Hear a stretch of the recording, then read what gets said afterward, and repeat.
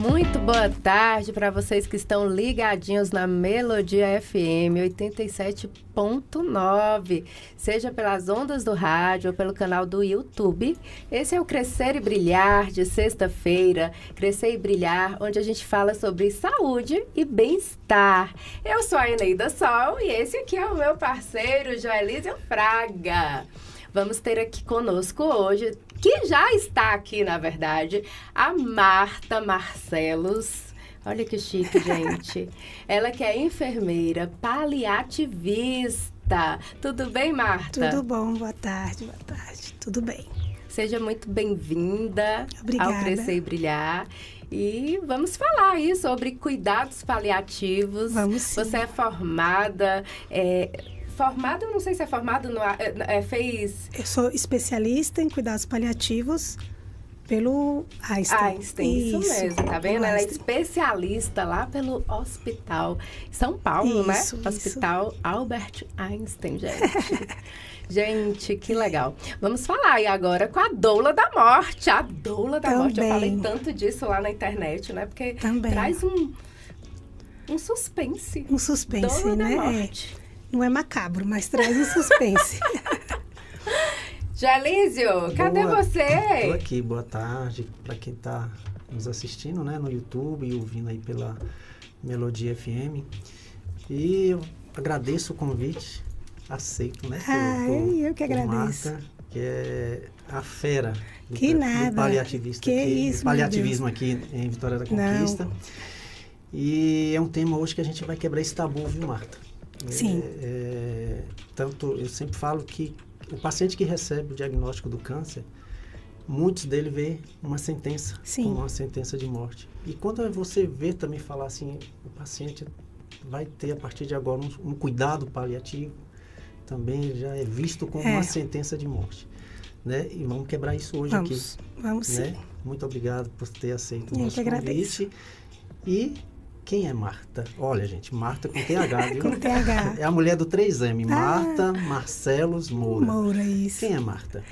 Eu sou enfermeira já há algum tempo, há 12 anos, e já trabalho com cuidados paliativos há 6, né? Sou especialista pelo Einstein, sou doula da morte pela Casa do Cuidar. Então, eu sou uma ativista, né? Acho que todo paliativista é um ativista para disseminar mesmo os cuidados paliativos e tirar essa imagem distorcida que a gente que a sociedade costuma ter, né? Então, vamos falar de cuidados paliativos. Vamos lá. Então, vamos lá. O que é os cuidados paliativos? Cuidados paliativos eu até coloquei aqui direitinho, é uma abordagem, né, uma assistência. Ele tem uma definição, tem muito um problema que as pessoas ficam, que são cuidados paliativos para você, né? Mas não é para você, existe uma definição. E é uma definição que a gente precisa respeitar. Então, o fato de cada um achar que é uma coisa também é um problema, né? Então, é uma abordagem que promove a qualidade de vida em pacientes, adultos e crianças e seus familiares que enfrentam doenças que ameaçam a vida, né? É para prevenir e aliviar o sofrimento através da identificação precoce, avaliação correta, tratamento da dor e outros sintomas físicos, espirituais, sociais e emocionais. Então, na verdade, é uma assistência para quem?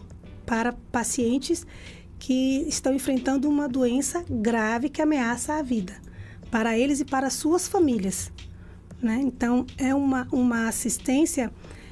A gente tem o equívoco de achar que cuidados paliativos é uma redução de assistência, né? É sempre assim, o paciente está com cuidados paliativos, está em cuidados paliativos, ele não vai receber tal coisa, ele não vai receber tal coisa. E é exatamente o contrário. Cuidados paliativos é uma ampliação da assistência, é uma assistência ampliada dentro do que você precisa.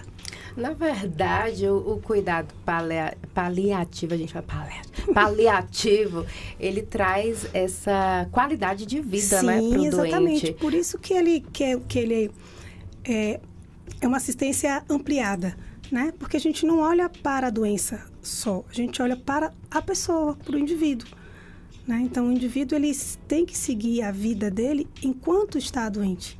E não aquela coisa de esperar a cura para depois continuar a vida, né? A gente não pode ter essa pausa. As coisas não funcionam desse jeito. Mas quando a gente fala sobre cuidados paliativos, a gente já está dizendo que esse paciente, ele tem uma doença grave que ameaça a vida dele. E assim, o ideal é que a gente comece a abordagem, né, a assistência em cuidados paliativos, no diagnóstico. Porque diferente de uma doença aguda, os cuidados a doença que ameaça a vida, ela te traz sofrimentos que a doença aguda não traz. Então, vamos supor, eu vou ficar gripada. Vou tomar uma medicação e eu sei que semana que vem eu estou bem.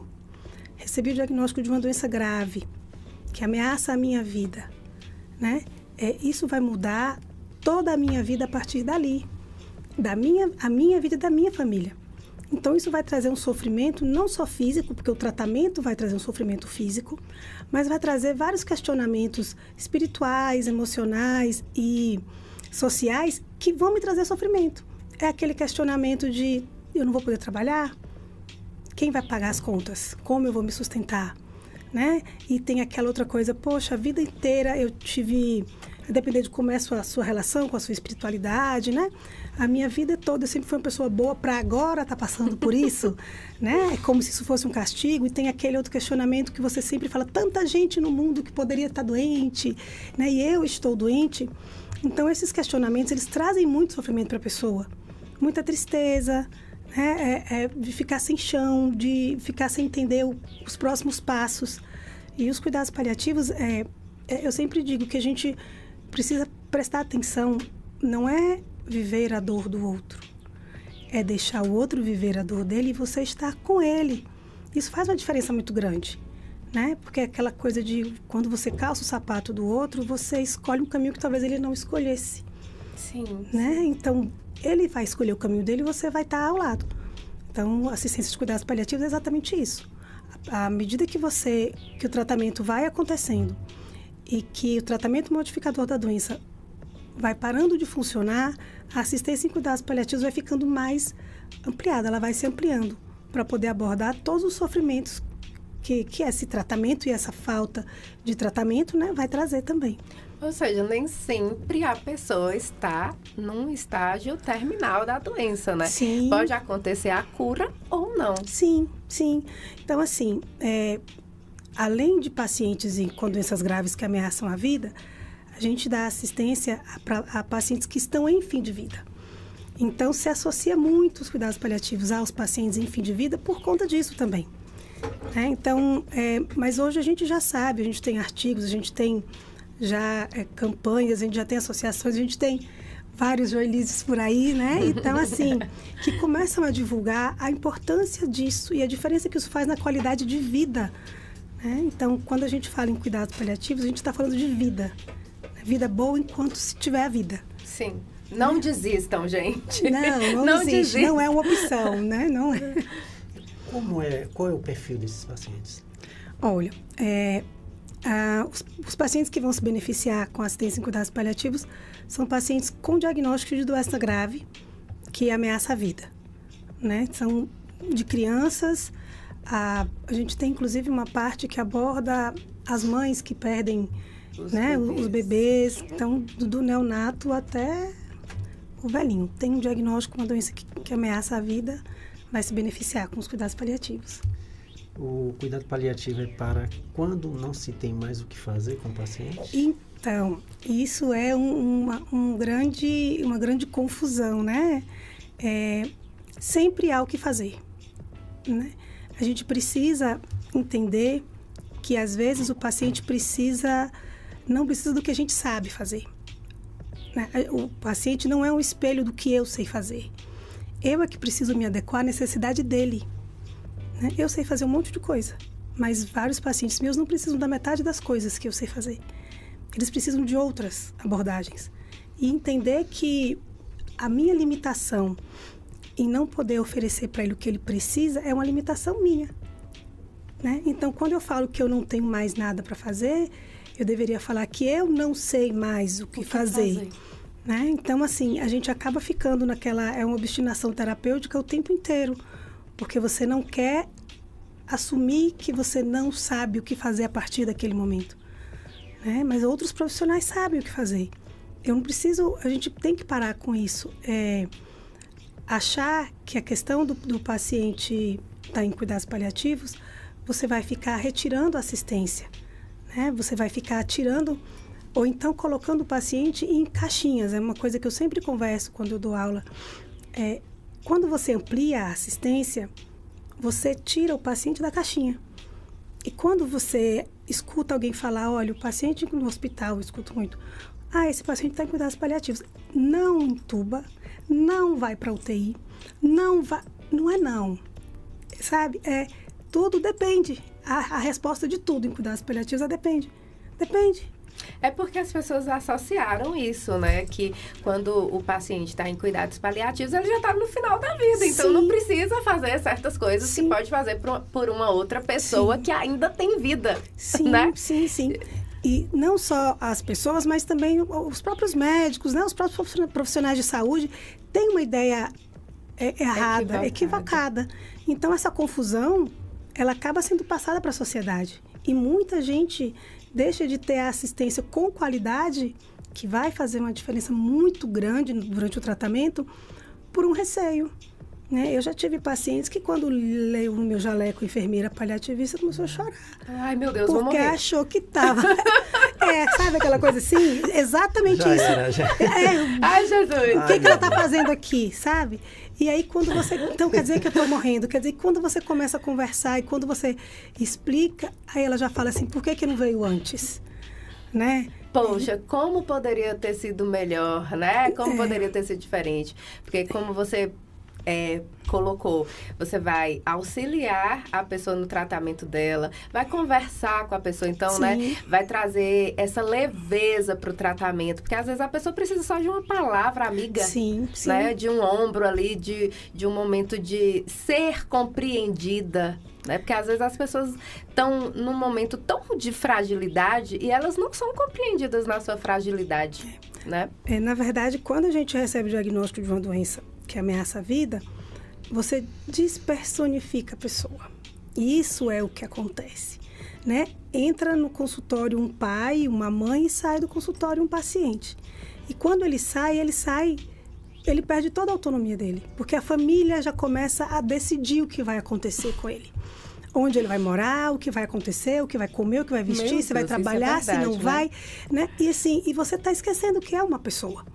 Né? E que a gente só se entende como indivíduo através das nossas escolhas, né? A nossa autonomia, as nossas escolhas e os nossos sentidos. Então, se você não tem mais acesso às suas escolhas, se você não tem mais acesso aos seus sentidos, você começa a questionar você como indivíduo. E esse é o maior sofrimento, né? Que é você olhar e falar assim, e aí, é isso? Quer dizer que a vida toda agora é isso? Aquele questionamento que o idoso tem muito. Sim. Eu não posso fazer mais nada? Sabe? Eu não sirvo para mais nada. Estou sendo né? De todas as minhas atividades. E assim, tem que ficar ponderando essa questão do cuidado que a família quer dar para o que o paciente precisa. A gente entende que é cuidado, mas tudo em excesso faz mal. Então, você tira a autonomia daquele paciente. Então, às vezes, o paciente... É uma questão de escolha, básica, de coisas simples, de falar, eu não vou morar, não vou sair da minha casa. Não, você precisa. Não, porque, sabe, então, você não vai mais trabalhar. Você não vai mais no sítio, você não vai mais na roça, você não vai mais... Tudo é não. Então, o paciente, eles associam muito cuidados paliativos com não, né? Não Gente, tem mais jeito. E você falando aí, eu tô aqui pensando, né? Primeiro eu quero dizer boa tarde ali para quem tá nos assistindo aí pelo YouTube, o Carlyle, a Norma. Sejam muito bem-vindos. Fiquem à vontade, tá? Para fazer pergunta, para deixar aí uma mensagem. Mas eu me lembrei exatamente, né, da situação que a gente passou na minha casa. Meu pai ficou... doente, e aí ficou bem nessa coisa, né? Quem é que vai cuidar? Onde é que vai morar? Vem pra cá. E ele ficou muito nervoso, porque ele falou, peraí, É a minha vida. Eu tô aqui, entendeu? E aí eu lembrei também do Joalísio. Vou fazer o meu transplante, não vem ninguém. Sim. Fiquem aí que eu vou sozinha. Minha irmã fala que a NASA precisa me estudar. Não, e aí é isso, a gente fica querendo controlar, né, a vida do paciente. Meu Deus, isso é muito sério. Caiu uma ficha, gente. Eu sempre falo que eu me isolei da família para proteger a família. A família hoje nem sabe que eu tenho câncer. Entendeu? Não é porque eles não querem, porque eles continuam tendo uma vida e me vendo bem, só eu sei o que eu passo, né? Sim. Mas eu fico para mim, né? Mas aí eu protejo eles. E de certo modo, você se protege também deles. Muito. Né? Porque muito. Você consegue ter essa autonomia de vida, isso. Fazer tudo que dá na sua telha, né? Sim. Viver o que você quer viver durante esse tempo que você tem pela frente, sem que ninguém fique ali dando pitacos, eu vou falar assim, no que você vai fazer ou não. Eu tô com uma doença que não tem cura e eu nunca viajei tanto. Tá vendo? Nunca trabalhei tanto e nunca fui tão feliz. Mas isso é o emocional, né? Sim. Isso tem muito a ver com a cabeça, é o aceitar. O quanto é importante a gente trabalhar esse tipo de tema, porque assim, quando o paciente sai ali da sala do médico com um diagnóstico de uma doença gravíssima que pode gerar a morte dele, né? E a família começa a falar demais, gera inclusive essa morte dentro da mente da pessoa, sim. Né? Ela começa a se sentir tão invadida que ela começa a definhar sim. Por si só. E falar, ai, não quero mais isso daqui. Todo mundo vai morrer. Quer dizer, todo mundo quer ir pro céu, mas ninguém quer morrer, né? Mas quando você recebe um diagnóstico de um câncer, aí você bate de frente, pronto, agora eu vou morrer mesmo, né? E é verdade. Porque é uma doença que eu acho que é a mais temida por todas as pessoas, né? Para ser diagnosticado, assim. Quando fala de câncer, as pessoas não querem nem falar o nome da doença. Aquela doença. Não querem falar câncer, porque se falar o nome câncer, já morreu, né? E por incrível que pareça, ela está no nosso grupo, por incrível que pareça, muitos com câncer não morrem de câncer. Exatamente. Então... Né? Não morrem com câncer. Pela questão cultural, todo mundo sabe que a nossa única certeza quando a gente nasce é que a gente vai morrer. Só que a gente passa a vida achando que a morte ela é um destino lá na frente. E não é. Ela está com a gente diariamente. E você só olha para isso quando você recebe um diagnóstico de uma doença grave que ameaça a sua vida. E aí te dá aquele puxão, você fala assim, ué, mas... não era lá na frente, né? Mas não era a nossa quando eu tivesse... né, Marta? Morrer com 90. Não, tudo bem. Mas a esperança, ela tem que ter, né? A expectativa. Mas fingir que ela não existe, que não é uma possibilidade... É verdade. A gente está sujeito a todo tempo, inclusive... que nem seja por uma doença, né? Sim, por qualquer situação. Sim. A gente sai na rua... Tem uma história aqui bem interessante que um dos procedimentos que vem curando principalmente os cânceres hematológicos é o Carticel. O primeiro paciente que no Brasil que fez o tratamento do Carticel, o Carticel é o quê? Ele tira as suas células, modifica o DNA, vai para os Estados Unidos, volta para o paciente está curado. Esse é um procedimento, esse foi o primeiro, acho que 4 ou 5 anos atrás, foi o primeiro procedimento no Brasil, o cara foi feito de cobaia, e esse procedimento na época custava 10 milhões de dólares, muito caro. Hoje o SUS está introduzindo em Ribeirão Preto, no Hospital São Rafael em Salvador. Né, para introduzir esse procedimento, já até alguns pacientes já estão, né, em fase de tratamento. Mas o primeiro, ele tinha linfoma, ele é de Belo Horizonte e fez o tratamento em Ribeirão Preto. E curou. O cara já estava prestes a morrer, já estava contando os dias de vida ali. Aí fez o procedimento e curou. Aí voltou ao normal e tal, belezinha. Na casa ele caiu, bateu a cabeça na ponta da mesa e morreu. Meu Deus do céu, ou seja, né, a sentença dele era certa. Era verdadeira. Não tem como fugir da morte. No dia, não tem o que fazer, né? Não tem... Ô Marta, para quem não sabe, o que é doula da morte? A doula da morte. Então, a gente eu ia entrar no assunto, né? Porque quando a gente fala da doula, fica ali, aquele suspense. É porque tem muita gente que não sabe. Que acha então, doula da morte? Tem a doula, né, de nascimento, que a gente sabe que é uma pessoa que não precisa ser um profissional de saúde e que auxilia a mãe durante toda a gestação até o parto. Né? E a doula da morte é uma pessoa que não precisa ser profissional de saúde, mas que vai estar comprometida com aquele indivíduo em todo o período de fim de vida dele, para dar assistência que é importante para ele. Isso é uma profissão, né? Aqui no Brasil ela é muito nova ainda. A gente tem pessoal do Rio Grande do Sul, as meninas que é do Amorticer, que é do doula da morte, né? Que foi lá que eu fiz um, e o outro é o Sentinela, que só muda o nome, mas é basicamente a mesma coisa, que é da Casa do Cuidar, em São Paulo, também. Você vai estar junto desse paciente para o que ele precisar. Em outros países, isso é uma coisa muito normal, muito comum nos Estados Unidos, na Europa, porque culturalmente, quando as pessoas fazem 60, 70 anos, elas saem de casa. Elas saem de casa, elas já escolhem onde elas querem ir, o asilo que elas querem, a casa que elas querem, né? O repouso, a casa de repouso, e elas vão para esses lugares. Então, assim, quando você contrata uma doula da morte, é para poder te orientar para que todas as coisas sejam feitas do jeito que você quer.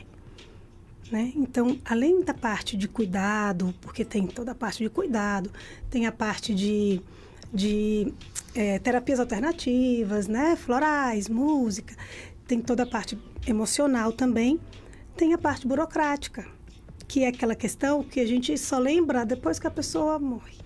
É o banco, é o testamento, ou então naquele momento de fim de vida são as medidas invasivas, é o que é importante para aquela pessoa.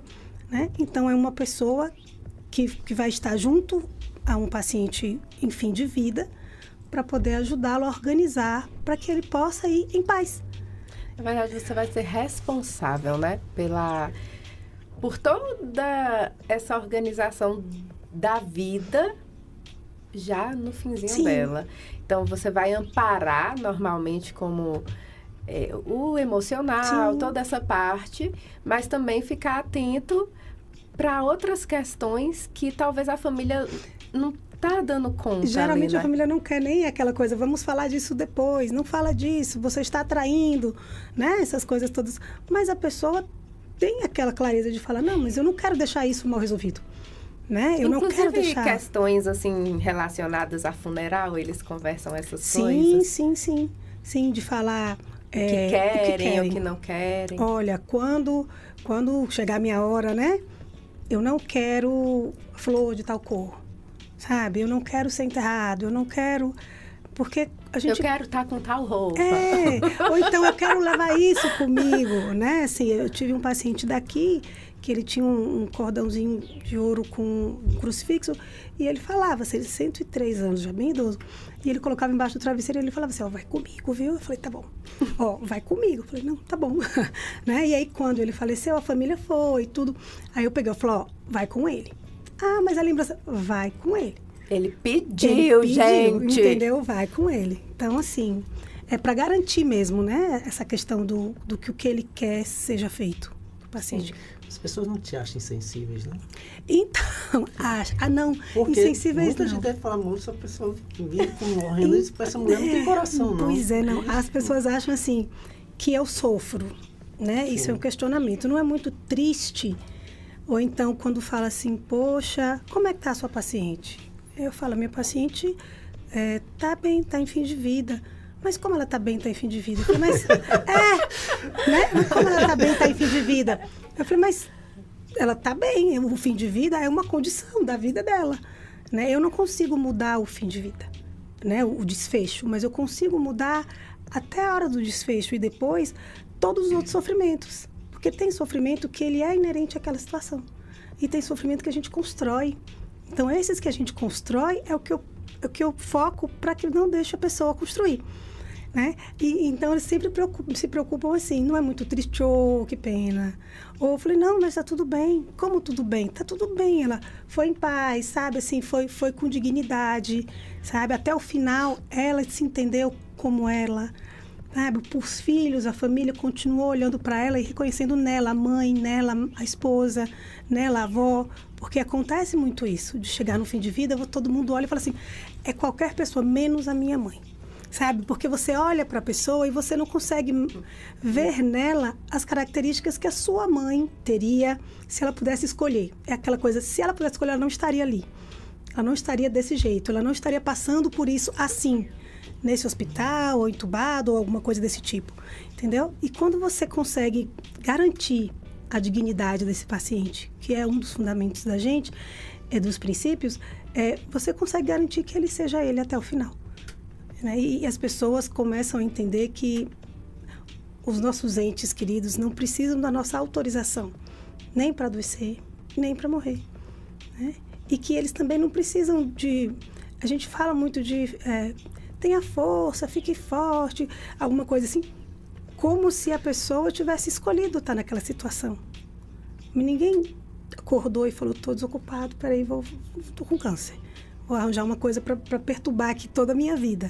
Não. Então, quando você começa a entender isso, você vê que, às vezes, o que você quer ajudar está trazendo para ela um sofrimento maior. Porque é como se ela falasse assim, mas eu tenho força, eu não quis estar nessa situação. E as pessoas estão me cobrando. Eu tô aqui, sabe, fazendo um monte de analogias em cima dessa fala. Porque são coisas que a gente não pensa, né? E aí... Pensando assim no trabalho da doula, né? Numa doula para gestante, por exemplo. Que ela tá ali com a gestante, mas é um momento de felicidade, né? É um momento que se espera o nascimento de uma criança, mas que também pode dar alguma coisa errada lá. Sim. A gente não sabe o que vai acontecer. E... Pensando em tudo isso que você está falando, aí a gente começa a analisar aquelas falazinhas das vovozinhas, né? Que já estão lá, sei lá que idade. E aí elas falam assim, eu quero comer porque eu vou morrer mesmo se eu comer ou se eu não comer. E a família tá ali, não, mas você não pode comer isso daqui. Ela é diabética, né? Ela não pode. Gente, deixa ela comer o doce dela em paz, sabe? Não é neste momento que esse doce de hoje vai conseguir desestabilizar a diabetes dela a um ponto. Pra morte, não vai, né? Entendeu? E agora, o prazer dela comer o doce vai ser uma coisa que vai fazer diferença para ela. Eu até postei na página do Instagram de um paciente terminal que a filha deu um cigarro. Era o sonho dele, era fumar. Ele deixou fumar meu cigarro, ela deu. Entendeu? Era o sonho dele ali, pronto. Eu preciso fumar um cigarrinho. Era o último desejo, né? Era o último desejo dele. E às vezes a gente às vezes é tão duro, né? Com essas pessoas, assim, que já estão num estado. Pode ser por doença ou não, pode ser pela idade, porque às vezes a idade já está tão avançada que a pessoa já não consegue levantar da cama, não consegue fazer tantas coisas. E aí a gente é duro, né? A gente fica ali tentando decidir o que ela pode ou não pode fazer. Isso é muito trágico, gente. Eu tô aqui, ó, minha mente tá, sabe, girando aqui 360, de verdade. Ô, Marta, nós temos um paciente lá no grupo que ele fez o tratamento de mieloma e ele mora em São Carlos, que é Edivaldo, que eu tenho toda uma admiração por ele. E mandaram para ele para Jaú. Tipo assim, vai morrer lá, um exemplo, vai morrer lá. E o tratamento paliativo reverteu o quadro e ele está aí numa boa. Você já deparou com situações assim? Sim, e isso é uma coisa muito comum de acontecer. Que legal, gente. Pacientes que recebem assistência em cuidados paliativos, eles têm a tendência de viver mais. Né? Isso é um negócio que ninguém sabe. E as pessoas acham que... Por exemplo, eu já tive pacientes que a gente conversou com a família, conversou com o paciente e ele saiu da UTI. E a gente organizou a vida dele, ele foi para o quarto, organizamos a vida dele, ele foi uma senhorinha. E ela foi para a cidade dela. Inclusive o médico falou para mim, ela não tem condições de ir. Ela está com dreno de tórax, ela está toda metastática. E ela só falava assim, eu quero ir para casa. Eu falei, você vai para casa, vou resolver isso. É uma cidade aqui próxima não, acho que 300 e poucos quilômetros, Chapada, alguma coisa assim. Filha única, só tinha uma filha que estava, né, devastada. E eu conversei com a sua filha, falei, eu quero levar minha mãe, mas eu não sei se eu vou dar conta. Falou, conversei, expliquei, claro que eu não vou chegar e vou falar, vai ser assim, eu não sei como as coisas vão acontecer, né? Essa paciente foi uma paciente que o médico todo dia falava assim, não é possível que ela ainda está viva. E depois que ela foi para casa com um dreno de tórax, no oxigênio, na ambulância, chegou lá feliz da vida, me mandando vídeo, ficou 4 meses andando, cuidando das plantas e faleceu em paz, em casa. E da filha me ligar e falar, olha, eu quero agradecer, porque eu não tive desespero de falar, será que eu vou dar conta? Foi uma coisa tão natural que estar com minha mãe naquele momento já era o mais importante. Imagina que essa senhora poderia ficar na UTI ou no quarto do hospital ali, não, né, vegetando, sem ver a claridade, sem ver o dia, sem ver nada, só deitar naquela cama e morrer daquele jeito. E ela teve a oportunidade de morrer em casa, feliz, cuidando das plantas, entendeu? Plantas, né, em contato com a natureza, vendo o sol, com a filha, recebendo... Meu Deus, que... E provavelmente se ela estivesse no hospital, ela teria falecido muito antes. Porque a gente tem todo um contexto, né? Além das infecções, a gente tem um contexto de debilidade física, emocional. Dentro de um UTI, você não sabe se é dia, você não sabe se é noite, você... né? E isso só vai tirando da gente a nossa essência, né? A gente vai perdendo o que é sagrado pra gente, as coisas que são importantes pra gente. E aí você começa a achar que é importante estar vivo de qualquer jeito. Sabe aquela coisa assim? Não importa, eu tenho... É aquele desespero, posso não estar nem consciente, posso, sabe? Sim, mas eu quero estar aqui vivo. Aquela família que quer o paciente vivo, né? Que quer a mãe, o pai, o avô, sei lá quem vivo. A qualquer custo, e que a pessoa tá ali entubada, né? Só tá nos aparelhos, que se desligar a qualquer momento já não existe mais. Ou seja, ela já nem tá ali. Exatamente. Entendeu? Ela só tá com o corpo físico. Exatamente. Mas a família quer ela ali, porque ela não pode morrer. E aí, eu lembrei de uma coisa, Joelísio, de uma postagem que você fez, porque aquele Instagram de Joelísio, eu vou te contar, viu? É coisa riqueza, que você fala assim, meu Deus do céu, será que eu tô preparada pra ir? Ele postou esses dias o caso de uma moça que sofre de um problema, de dor muito severa. Que praticar eutanásia. Isso, como que é o nome da doença, eu não sei. Eu sei que são dores na face, né? Ela sente... Não é enxaqueca, não. Um negócio tenebroso mesmo. Ela tem uma disfunção nos trigêmeos, né? E aí, ela tem 27 anos, se eu não me engano. Sim, ela é nova, jovem. E ela fez uma vaquinha, né? Uma vaquinha na internet pra morrer, gente. Ela quer morrer porque ela não suporta mais a dor. Ela não quer mais ficar. A família está... Que palavra eu uso? Que palavra eu uso? Revoltada? Não, a família não quer que ela Não morra, quer de jeito nenhum, imagina... né? Que ela cometa a eutanásia. E eu fiquei lá pensando sobre esse assunto. Falei, meu Deus, que coisa... Gente, é tanta coisa que acontece na vida dos outros, que pode acontecer na sua, que você fica assim, né? Pensativa. E aí eu falei, meu Deus, e se fosse aqui em casa, eu ia querer que cometesse a eutanásia, mas assim, ao mesmo tempo pensando, a pessoa não dorme... Porque ela sente dor 24 horas por dia. As dores são intensas, né? Ela toma morfina todos os dias. Ela fala aqui que nos últimos 2 anos piorou muito. Só consigo ficar em pé por alguns minutos. Não consigo trabalhar ou estudar. E é o marido dela que dá banho nela. E pelo que eu vi, eu não sei, né? Eu acho que ele injeta, né? Ela toma tudo que assim, na coluna, né? Morfina. Tudo e ela toma não sei quantos comprimidos, né? E ali o marido com ela precisa de amparo emocional, físico, tudo, porque ela não consegue fazer mais nada. Eu vejo muito que as pessoas se matam por besteira. Ela tinha tudo para cometer um suicídio, mas ela tá querendo fazer tudo, ela tá tentando, né? Tudo certinho, né?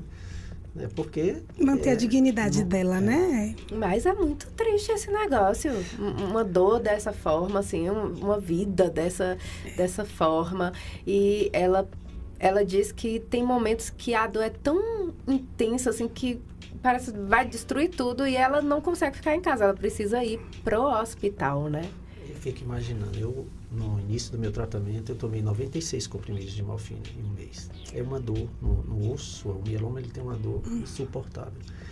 E essa é fichinha para a dor dessa menina. Eu fico, não, porque dor não tem como se falar ninguém o que consegue é dor. sentir a dor do é outro, dor, na verdade, né? Porque, por mais que você fale a intensidade de sua dor, eu não vou conseguir sentir a dor se... E assim, se eu estiver sentindo dor, eu não vou conseguir ver se a sua tá maior que a minha ou não, né? Não tem como. É por isso que quando o paciente me procura, eu sei a dor que ele está sentindo. Porque eu senti a dor que ele está sentindo ali. Para as meninas que estão lá no grupo, fala que a dor é 3 vezes mais do que a dor do parto. Gente, eu não pari, assim, eu não sei como é a dor do parto. Eu não pari normal, mas eu fiz 3 cesáreas. E tem gente que pensa que cesárea não dói. Eu não dói. As minhas doeram. A minha primeira eu tive que tomar, eu botei o catéter de morfina, porque foi uma coisa horrorosa. A primeira foi pior do que todas. Pois, o tratamento do paliativo, onde é que encontra esse serviço aqui? E se tem pelo SUS? Então, aqui em Conquista, a gente não tem... Porque, na verdade, cuidados paliativos não se faz sozinho, tá? Como a gente aborda todos essas esferas, a gente precisa de uma equipe. Então, nem o médico faz sozinho, nem a enfermeira, nem o fisioterapeuta. Inclusive, a especialização, ela não é direcionada. Não é uma especialização para enfermeiros. É uma especialização em cuidados paliativos. Então... Na minha turma, era eu e mais uma enfermeira. Tinha fisioterapeuta, tinha pediatra, tinha oncologista, tinha médico da família, dentista, psicólogo. Então, assim, todo mundo aprendeu as mesmas coisas. Claro que cada um vai desenvolver a sua área, a sua habilidade. Mas aprender e criar o vínculo com o paciente e não perder a oportunidade de direcionar aquela assistência... Todo paliativista tem que saber. Eu não posso virar para um paciente e falar, isso é com assistente social. Não. Eu tenho que aproveitar o vínculo que foi construído comigo e começar a direcionar para que aquela assistente social, quando chegue a ele já entenda mais ou menos o que precisa fazer. Porque eu não sei dar a sequência, mas iniciar a abordagem eu sei, né? Eu preciso saber. E aqui a gente não tem uma equipe em cuidados paliativos. Aqui em Conquista tem enfermeiro paliativista, tem eu, acho que tem mais uma ou duas. Temos médicos paliativistas aqui. E aqui nós fazemos ações de cuidados paliativos, né? Então, eu consigo fazer no hospital manejos, cuidados paliativos, mas uma assistência eu não consigo, porque eu não tenho uma equipe. E não adianta, por mais que tenha o tal da equipe, né, que você faz tudo, não tem como você fazer tudo. Sim. Né? E óbvio que faz uma diferença muito grande um profissional. Então, uma equipe a gente não tem aqui em Conquista. Eu tenho pacientes que eu atendo em domicílio. Na verdade, eu atendo o paciente onde ele está. Quando alguém me pergunta e fala, onde você atende? Eu falei, onde o paciente precisa. Então, eu acompanho pacientes em hospital. Eu acompanho pacientes em instituições de longa permanência. Eu acompanho paciente na casa dele, né? E na Casa do Amor, como que é o seu trabalho como doula? Você faz lá na Casa do Amor? Não. Na Casa do Amor, assim, inclusive, eu estive no hospital de base há um tempo atrás, dando uma palestra, falando com o pessoal da residência. Os estudantes de Carminha estavam lá, na Casa do Amor. Eu fiquei muito feliz, eu não a conhecia pessoalmente. E aí, assim, lá tem uma médica paliativista, né, que ela faz ações de cuidados paliativos, né? Então, assim, tem muitos pacientes, ainda tenho muitos pacientes que são da Casa do Amor. Então, você organiza tudo, né? Mas eu não vou lá, porque lá tem uma equipe. A não ser que precise, eu vou lá com... O pessoal da UFBA, eu sempre vou, porque eles fazem ações, o pessoal da Liga de Cuidados Paliativos, sim, né? E sou super aberta, o que precisar, eu tô junto. Mas como existe ali a médica, né? Que ela já faz um acompanhamento, então não é um paciente meu que está indo para lá, é um paciente de lá que está vindo para mim, né? Então eu só faço dar continuidade no atendimento comigo e ele retorna para o atendimento com eles lá. Entendi. Entendeu? Qual a sua maior dificuldade para prestar esse serviço? Sim. Se tem no SUS, eu esqueci de responder. Sim, no SUS, isso. Não tem pelo SUS, não tem por plano de saúde, né? Eu acredito que isso vai mudar. agora há pouco tempo, foram aprovadas as políticas públicas em cuidados paliativos. Aprovadas, virou lei, com verba, com tudo direitinho. E isso foi a partir de uma proposta popular. Foi uma ação civil pública proposta pela Frente Paliativista, que eu também faço parte, acho que a Luísa também faz, que ela foi nacional, ela é nacional e foi realmente feita a várias mãos. De todo mundo olhar o projeto e colocar uma palavra e tirar uma e organizar. Então, passou, hoje já é lei. Então, como já é lei, nos próximos anos, eu acredito que vai ter equipe de cuidados paliativos nos hospitais, né? Na UPA, na atenção básica, porque a gente pode começar na atenção básica. Eu já dei assistência de cuidados paliativos do pronto-socorro à UTI, passando pelo internamento, né? Não precisa ser na UTI, não precisa ser só no internamento. Tá? Então, a gente pode continuar dando essa assistência. E essa questão do SUS, a gente está aguardando, né, as políticas. Tem muitas cidades que já estão se organizando para começar a montar as equipes. Aqui eu ainda não vi nenhuma movimentação por hora, né, mas eu acredito que é uma coisa que não vai demorar também de ser organizada. E minha maior dificuldade ainda é os outros profissionais de saúde. Né? É aquela questão de você achar que cuidados paliativos é o que você acha. Eu encontrei uma vez no hospital, conversando com uma colega, ela... mas eu acho que cuidados paliativos são isso. Eu falei assim, mas não é o que você acha. Existe uma definição. Não, mas para mim... Eu falei, então, a gente precisa entender e respeitar como, de fato, uma assistência, uma especialidade. Né? Eu não acho que a gravidez é isso. Não, ela é uma definição. Né? Eu não acho que uma cirurgia ortopédica, que uma fratura é isso. Não, uma fratura tem uma definição. Né? As assistências têm uma definição. As especialidades têm uma definição. E os cuidados paliativos têm uma definição. Então, a minha maior dificuldade ainda é essa. Mas isso tem mudado. Né? É um trabalho de formiguinha, mas que tem funcionado. De você olhar os médicos e falar assim, Marta, eu sei que aqui você não é paliativista, eu sei que aqui você é enfermeira da assistência, mas conversa com aquela família ali para mim. Né? E todos os médicos a gente é o que a gente é em qualquer lugar. Né? Na fila do pão eu vou ser paliativista. Sim. Então, se eu estou no hospital na assistência e eu vejo um paciente que se beneficiar com cuidados paliativos, eu abordo aquele médico, eu me apresento e eu pergunto se eu posso intervir. E eu nunca tive um médico para falar assim, não. Pelo contrário, eu escuto assim, conversa com aquele irmão, olha, conversa com trouxe a irmã, conversa com aquela irmã, né? Ou então, realmente, eu vou colocar isso aqui na prescrição, bem que você viu que estava com dor, né? Não, eu vou ajustar isso daqui. Então, assim, tem mudado e isso é muito bom. Né? É o seu trabalho como paliativista, gente! É o seu trabalho como paliativista. Minha mãe, se estiver ouvindo isso daqui, vai me matar, que pensa aí, é professora de português, fica só me corrigindo. Falando aqui, esse trabalho que você faz como paliativista, se você se depara com um paciente que recebeu, por exemplo, um diagnóstico de câncer, né? E aí esse paciente já se autossentenciou, né? Tipo assim, porque às vezes o diagnóstico nem é tão problemático, né? Porque teve um caso de uma paciente aqui que recebeu o diagnóstico de câncer de mama. O médico disse que existia 90% de chance de cura, de remissão da doença. E quando ela fez a primeira quimioterapia, ela desistiu do tratamento e ela morreu com câncer e metástases, né?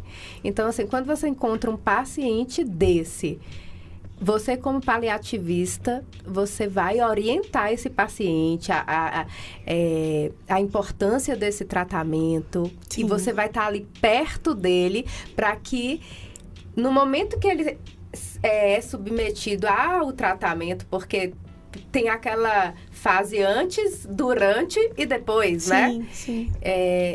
Ele prossiga no tratamento? Você tem esse tipo de conversa? Como que funciona? Na verdade, tenho sim. E assim, um dos grandes princípios, acho que não só dos cuidados paliativos, né? Mas de todas as relações é a comunicação. Então, comunicação se aprende, principalmente na área da saúde. E eu bato muito nessa tecla quando eu tenho a oportunidade de falar para alunos, né? Aprenda a se comunicar. A obrigação de se fazer ser entendido é minha, que sou profissional de saúde. Então, o paciente não entendeu porque ele não tem instrução, a deficiência é minha. Não existe esse questionamento, não existe essa desculpa, né? O paciente ele precisa entender porque eu preciso me fazer entender, porque a responsabilidade é minha. Então, quando eu encontro um paciente assim, primeiro a gente sabe que eu não vou conseguir paliar todo mundo, né? Eu preciso respeitar, mas a partir do momento que eu consigo criar um vínculo com aquela pessoa, e vínculo é uma coisa criada com muito pouco tempo. As pessoas acham que você tem que ter muito tempo para criar um vínculo. Não. Não é tempo de quantidade, é tempo de qualidade, né? São 5 minutos de qualidade, muito melhor do que 1 hora que você não vai prestar atenção naquele paciente. Então, assim, quando você cria o vínculo com o paciente, até entender por que ele não quer, né? Não é entender para validar. Eu não preciso validar uma decisão que não é minha. Sim. Né? É entender para eu poder continuar à disposição. O paliativista se você precisa de uma medicação, a gente vai providenciar a medicação. Se você precisa de uma conversa. Se você precisa da presença, só a presença. Então, às vezes, a gente só está ali, só saber. Isso já aconteceu muito comigo. De pacientes, essa paciente mesmo que foi para outra cidade, eu ficava em pé, quietinha, todos os dias, porque ela falava, o que você vem conversar? A gente não tem nada para conversar, essa senhorinha, a gente não tem nada para conversar. E eu na UTI, e aí, tudo bom? Aí lá vem ela, não sei o quê. E aí, com o passar dos dias, eu passava e ela já me dava a mão, vem cá. E pronto, daqui a pouco ela percebeu que eu estava ali para ajudá-la. Porque, na verdade, não é por força, né? Você se põe à disposição do paciente e, assim, eu estou te compreendendo. Eu compreendo o seu medo, eu compreendo sua dor, eu compreendo a sua atitude de não querer se tratar. Eu compreendo tudo. Eu estou aqui para o que der e vier. Te respeitando. O paliativista, a gente é assim, qualquer doença, né, que ameaça a vida, tem sofrimento, o paliativista sabe lidar. A gente sabe lidar com o sofrimento. Inclusive, na pandemia, o mundo olhou muito para o paliativista, porque os pacientes, por das paliativos no geral, os pacientes, os profissionais de saúde não sabiam lidar com tamanho sofrimento. Né? Era tudo muito rápido e o paliativista sabe olhar para aquilo ali sem sair de lá tão destruído como sai o médico, né? Como sai. E não é porque a gente é insensível. É porque vocês estão treinados. Exatamente. Né? E é triste trabalhar. Não, eu sou muito agradecida, de verdade, assim, por poder trabalhar com o que eu faço, sabe? Eu acho que é um momento muito especial, muito delicado, muito, muito íntimo da pessoa. O sofrimento, não só a morte, mas o sofrimento. E poder aliviar esse sofrimento é uma coisa... Eu sempre digo que eu ganho muito mais do que eles. Eu saio muito mais realizada, muito me sentindo... não é nem útil, mas me sentindo vaidosa no sentido de falar assim... Poxa, que bom que eu pude aliviar aquele sofrimento. Né? 1 minuto antes, 10 meses, anos, não importa.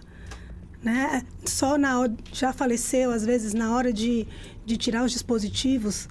Né? Então, trazer para aquela família, para aquele paciente, para aquele corpo, uma dignidade que não era para ter saído dali, isso eu fico muito, muito lisonjeada de poder fazer isso. Até porque ninguém quer, né? É aquela coisa assim, não, eu não trabalho com paciente. Tem muito isso, profissional de saúde, de falar assim, gente, eu preciso de um técnico, de um cuidador, de alguém para me ajudar. Estou com paciente de fim de vida. Não aguento, não vou. Fim de vida, eu não vou. Não, muito sofrimento, não dá. Né? E aí tudo bem, né? A gente tem as nossas limitações. Mas, assim, tem coisas que eu não sei fazer um parto. Tem um monte de coisa que você fala assim, vai fazer. Eu falei, pelo amor de Deus, não faz isso aqui na minha frente, sabe? Mas tem outras coisas que eu olho e falo, não, isso daqui eu dou conta. Mas eu acredito que é muito dom, né? É aquilo, vocação, aquilo que você veio para fazer mesmo. Sim. E todas as vezes que eu saio da casa de um paciente, eu saio me sentindo realizada e com essa certeza de fazer exatamente o que eu nasci para fazer. Né? Então, assim, eu sou muito, muito feliz e muito disponível. Por isso que eu falo que Marta, eu gosto, que eu tô... Eu me lembrei de uma historinha que meu pai contou. Que acho que encaixa tanto nisso que a gente está falando. Ele foi enfermeiro, né, quando jovem, no Hospital das Clínicas, em São Paulo. E ele contou que uma vez ele entrou num quarto e tinha uma senhora, né? Eu disse que era uma mulher, assim, muito bonita, grandona, morenona. E ela tava toda bonitinha ali, limpa, sabe? Mas quando ele levantou o lençol, essa mulher estava cheia de bicho. Cheia de bicho. E ele olhou para aquilo e ele falou assim, como assim, né? Porque às vezes o enfermeiro que não está preparado para essas questões, porque cada um, né, veio para alguma coisa, é o que eu estava falando, limpa aqui e tampa lá. Tipo assim, ela estava inconsciente, né? Ela já estava no final de vida, só que meu pai olhou para aquilo e falou assim, não, eu não posso deixar isso aqui. E aí ele foi limpar, ele disse que ele ficou dias sem comer arroz, porque ele lembrava dos bichos, né? E aí ele limpou todo aquele bicho, ele disse que era tanto bicho, que quando ele saiu dali, ele disse assim, eu saí e fui fumar um cigarro, na época ele fumava, né? E pensar naquela situação, na dor que aquela mulher tava sentindo, porque imagine os bichos comendo ela e ela ali, estática, num hospital. E aí ele disse que quando ele voltou, horas depois que ele voltou, ela tinha falecido. A dignidade? Sim, a dignidade. Ela estava esperando por isso, né? Para poder ir embora. Ir embora com dignidade, né? É muito forte, né, gente? E assim, essa questão de... É porque na época do seu pai, acho que não falavam muito em cuidados paliativos, mas... Não, isso hoje tem. A gente... mas hoje eu ainda escuto isso quando eu vou para hospitais, assim, conversar com o pessoal de enfermagem, treinar e tal, de falar, tem paciente de cuidados paliativos que a gente nem entra no quarto, que a orientação é deixar o banho por último, se der para dar o banho. É e você muito fala triste assim... isso. É sério uma coisa dessa? Sabe, assim... Não precisava eu estar aqui treinando vocês para uma coisa que é básica, né? E eu não digo só por humanidade, eu digo por compromisso, como profissional, ético mesmo. Sim. Tem aquela coisa de o paciente é o amor de alguém, mas e se ele não for o amor de alguém? Eu não preciso validar o meu compromisso como profissional. Eu não preciso disso. Então, quem escolheu ser profissional de saúde fui eu. Então, eu tenho que fazer isso com qualidade. Se ele é o amor de alguém ou não, né? Se ele está em cuidados paliativos ou não. Eu não preciso dessa validação. Mesmo porque quando a gente se forma em qualquer profissão, né? A gente faz lá um juramentozinho, né? Sim. E dentro desse juramento, a gente tem que manter a nossa palavra. Que, por exemplo, na área de saúde, de cuidar da pessoa, né? Independente de qualquer coisa. Jalísio, tá acabando, amigo. Você quase não falou. Hoje eu tô faladeira, né? Eu tô falando demais aqui.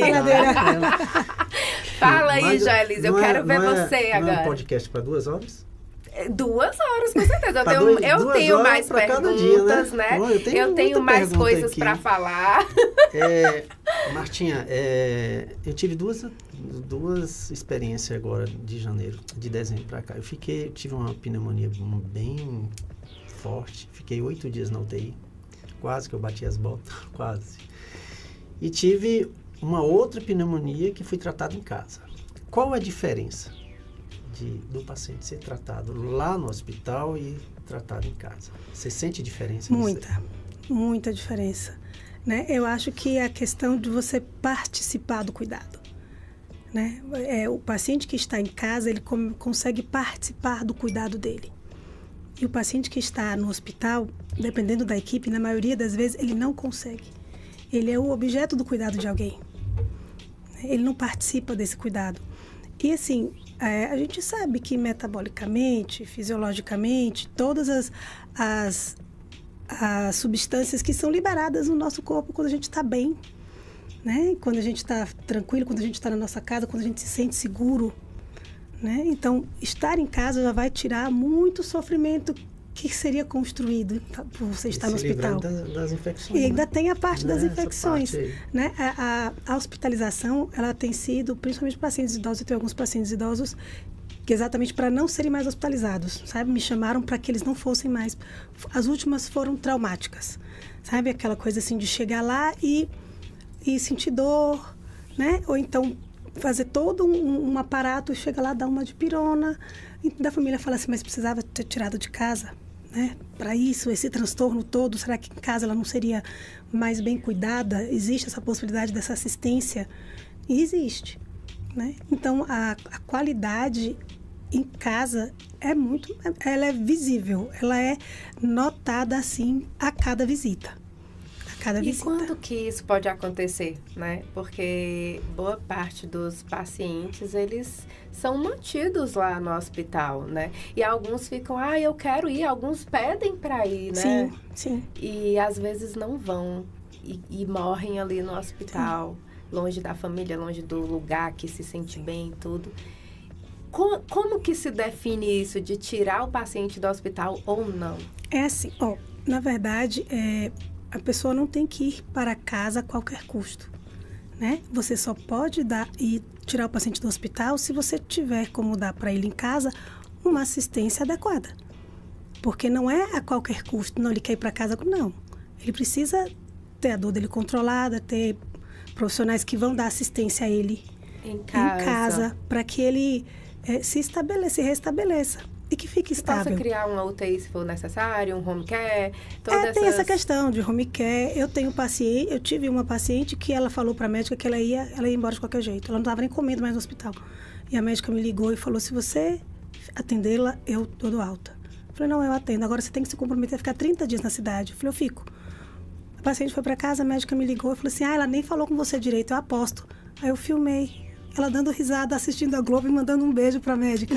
Aí a médica tem uma semana que ela não conversa comigo, que ela não come. Eu falei, não, tá aqui comendo. Não, mas ela tá toda obstruída, ela come e ela tá passando mal. Mas eu falei pra ela, a medicação eu vou te dar. Passar mal, você já sabe que você vai. Então, comer vai te fazer bem. Nada disso vai ser uma surpresa. Não, eu quero comer. Tudo bem. E assim, o cuidado, né? O cuidado, ele é uma coisa potente. Ela passou menos mal do que a gente imaginou. Eu dei menos medicação do que eu imaginei que eu ia dar. Ela ficou muito mais feliz, muito mais se sentindo inteira, plena, do que ela achou que fosse ficar. Então, assim, o cuidado, ele é muito potente, muito mais do que a cura. Eu sempre falo isso, né? Então, na UTI eu fiquei 8 dias, 10 dias internado. Você não dorme, é um pipipi direto ali. Imagina, gente. Toda hora um morre. O cara já, emocionalmente, ele já vale. Eu perdi 10 quilos. Né? Eu perdi 10 quilos. Em casa, que fiquei internado por 8 dias, engordei 2 quilos. Eu ia falar isso, ganhou quantos? Ganhei 2. Entendeu? Tive uma assistência legal, né, do plano de saúde. Isso é muito real, né? É muito real. A cabeça mata e a cabeça cura. Sempre falo sim, isso, sim. Né? É o que a gente vai viver, né? Aquela coisa de você falar do emocional, do social, de você conseguir se segurar na sua autonomia ainda como indivíduo. É isso daí, é você falar assim, não, isso aqui eu posso não passar, então eu não vou passar. Né? E não, isso eu vou passar, eu não dou conta dessa dor em casa. E eu sempre falo para as pessoas que quando estão em casa, e às vezes a gente organiza tudo para ir para casa, se você não der conta, tudo bem, leva para o hospital. Não tem que ser um sofrimento para ninguém. Sim. Né? Tem que ser bom para todo mundo. Você decidiu hoje, mas amanhã você não dá conta. E não tem problema. E a qualidade da assistência e o conforto é o mais importante para o paciente, né? Tá acabando. Tá acabando. Mensagem rapidinho. Ai, meu Deus do céu, a minha mensagem, ninguém tinha me dito isso. Ninguém tinha me dito isso, eu não me preparei para isso. Eu acho que é isso mesmo. Eu acho que a gente perceber que o cuidado, ele transcende a biologia, sabe? A cura transcende a biologia. É muito mais importante você ser cuidado, né? No fim das contas, uma pessoa bem cuidada, né? Nosso amigo aqui, ó, quantos anos já de diagnóstico, e melhor do que muita gente, não é assim que o pessoal fala? Então, assim, o cuidado, ele é potente, o cuidado, ele transforma, de verdade, né? Então, eu acho que a mensagem que eu quero deixar é exatamente essa, para a gente poder prestar atenção na dignidade da pessoa, na dignidade do paciente, e se responsabilizar como indivíduo, como família, no sentido de não passar por cima da autonomia, né? Do doente, da pessoa que está adoecida. É admirável. Que isso? É admirável o seu trabalho. Eu, em nome de pacientes, como eu sou, só tenho que agradecer e pedir muito a Deus que te proteja. Eu que agradeço. Nossa, você né? Você vê luz nessa pessoa. Obrigada. Deus te abençoe mesmo. Marta, eu amei o nosso bate-papo. Quero repetir a dose depois, estou à né, disposição. Joelísio? E aí, alguém aqui estava ouvindo e pensou, eu estou com um probleminha aqui em casa, eu preciso conversar com a Marta para me auxiliar. Como contactar a Marta? Eu tenho minha rede social, né? O Instagram, e tenho meu celular também, que eu não tenho problema. Todo mundo tem meu celular. Então deixa aí, né? Vai que alguém você realmente quer falar? precisa, né? É o 77981359898. 981359898. Bem de enfermeira, assim. Bem de urgência, sabe? E a rede social, Marta? É o Instagram. Não chega a ser Arroba, Infa, né? Arroba, né? Infa, que é ENF. Marta Marcelos. Pronto. Marta Com Marcelos TH. Marta com TH e Marcelos com L e Dois L. L's e um S. Viu? Com dois Gente, L's. muito obrigada pela audiência de vocês. Na próxima sexta temos mais. Temos sim. Nós vamos ter Rízia, que é a fisioterapeuta Sim. oncológica, também trazendo uns assuntos Então, legais. sexta-feira que vem, Crescer e Brilhar com Saúde e Bem-Estar, com a presença da fisioterapeuta, né? Isso. Oncológica, Oncológica, Rízia.